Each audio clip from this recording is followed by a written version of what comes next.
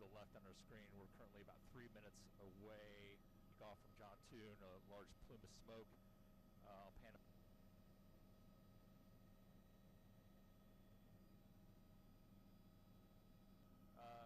Munitions plant near the Humphreys County line. We are following breaking news. Rescue teams are responding to an explosion. Look at this. This occurred at a company that actually specializes in making military explosives. The facility is about an hour west of Nashville. CNN's Ryan Young joins us. What are you learning, Ryan? Yeah, we're monitoring this right now. In fact, I've just got off the phone with an EMS person in that area. They are telling me right now they're not even able to fully respond to the area because of all the secondary explosions right now. They have more than 10 fire trucks on scene, more than 4 ambulances. We've also been told that no one has been transported from the site right now. But Pamela, when you look at this devastation from this explosion, the cars ripped to pieces, things still on fire, you understand how impactful this explosion was, the serious nature in it. Right now, more emergency crews are responding to the area. This place is Accurate Interjected Systems. We're told about an hour outside of Nashville. But you understand, after talking to the EMS workers, they are concerned about these secondary explosions that are in the area that just block the area that's right before 8 o'clock Central Time, 9 o'clock local. So right now we continue to follow this as this ongoing situation evolves. You're talking about probably a square, I want to say a half-mile square, that there's debris. We have located some debris off-site, and thank you for bringing that up. We also encourage anyone that's close to the area, if they have some kind of something that's not normal or there's something that they locate on their property, please give us a call. You can notify Sheriff's Craft's office as well as mine, and that's something that we need to get recovered, and because it could have some information that we need for the investigation as well. So thank you for that very much. There's a vast amount of work being done right now. The ATF will work for months if it takes. As one of the questions I asked them is, how long will this take? And what the response was, as long as it takes. That's how long it will take.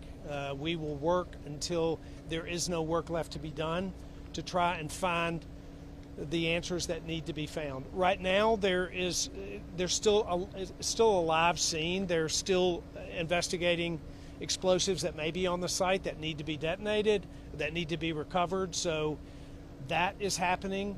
At the same time, there's an investigation into trying to identify victims themselves, and then there will be an investigation into the cause of what actually happened.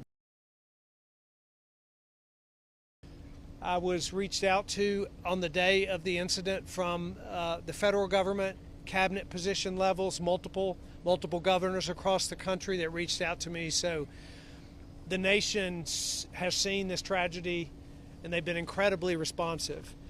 And what's all the way down to the local community, the response has been tremendous. I actually toured this facility 5 years ago, and with the employees. They had a jobs announcement, they had an expansion, and so we were here 5 years ago, and to fly over it today and see that, very heartbreaking. We're in an investigative type situation, and can I say we're going to rule out foul play? We can't answer that. That might be days or weeks or months before we can do that.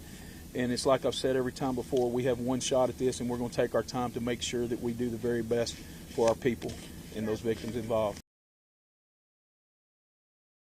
At some point in time, we've got to rip off the Band-Aid. Can I tell you, and I alluded to it yesterday, it's not like working a accident. It's not like working a tornado. We're dealing with explosions. And I would say at this time we're dealing with remains.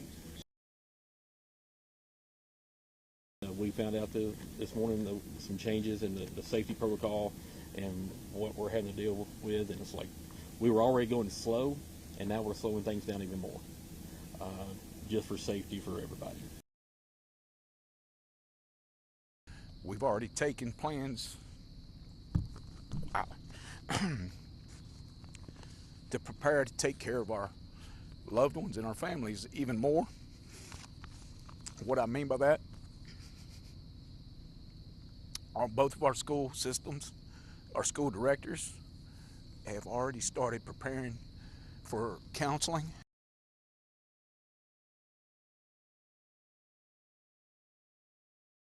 As bomb technicians continue to comb through a leveled plant filled with hazardous material, Governor Bill Lee visited a church Sunday to console loved ones of the 16 employees who will never come home. Tears and stunned silence, quite frankly, from most of them in a situation of real grief. Lee said counselors and other types of support are on hand. He also took a helicopter tour of what's left of the factory that produced military-grade explosives. The fact that where there was a full functioning facility, there's virtually nothing. That this magnitude of the blast was felt 20 and 30 miles away. The explosion Friday morning at the Accurate Energetic Systems facility registered a 1.6 on the Richter scale. Agents from ATF, TBI, and local sheriff's offices stressed how bomb and chemical experts must clear the site foot by foot, pinpointing and dismantling any live explosives. They were going in a very slow and methodical way, one step at a time, to identify if there was explosive material that had been kicked out from the initial blast. Smaller controlled blasts are also ongoing. The governor says it could take months before officials determine exactly what caused the explosion. I think it's early, right? We don't know what happened. That's exactly what's happening here on the ground today, is to get an understanding really of what's happened. And just as importantly, to identify the remains of the victims. TBI says it's testing DNA on site. We're using the newest technology, rapid DNA, here on site. And so as remains are brought to us, we will be testing those to do matches so that we're able to identify individuals and provide those answers to the families. He didn't promise us that we wouldn't have to go through trials. He just promised he'd be here with us. They've been all around the communities. Everybody knew them, and it's just a sad, sad day. Jeremy Moore's mother, Ava Hinson, tells me he's worked at Accurate Energetic System for years. It's an ammunition plant. The last I've heard from him, he dropped his daughter off with me this morning, headed to work. I talked to her on the phone as she grapples with the news of his disappearance. He's my only son, and he would tell you that he's my baby boy. He lives right next door to me, big old country boy. This after officials say a destructive explosion happened at the plant Friday morning. Michael Hooper was driving by the plant and saw the explosion. Well, we thought something hit our truck. Then all of a sudden we seen the big cloud of smoke, and then we realized that there had been an explosion. He tells me his friend was there at the time. I heard that he might be dead or he was killed. Officials did not confirm how many people were killed, only that 19 people are missing. In the meantime, friends and family are praying for the best. It's unbelievable. It's the not knowing. You know, I don't want to hear bad news, but I'd almost feel better if I knew. The only way that some of us are still holding on is through our relationships with each other. John Niner tells me he was close to one of the men who lost his life in Friday's explosion.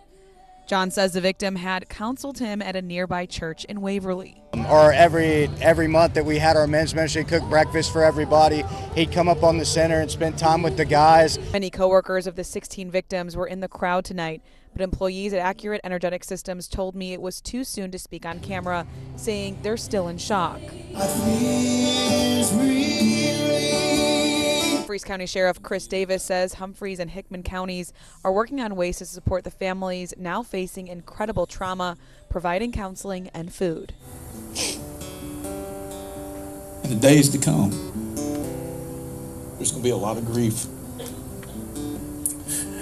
The true strength of our county and I've always said it since day one, is our people. Officials have not yet publicly shared the names of all of the victims, but say all the families have been notified. This is a close-knit community, and many say they know at least one person killed in the tragedy. For now, they're leaning on each other for support.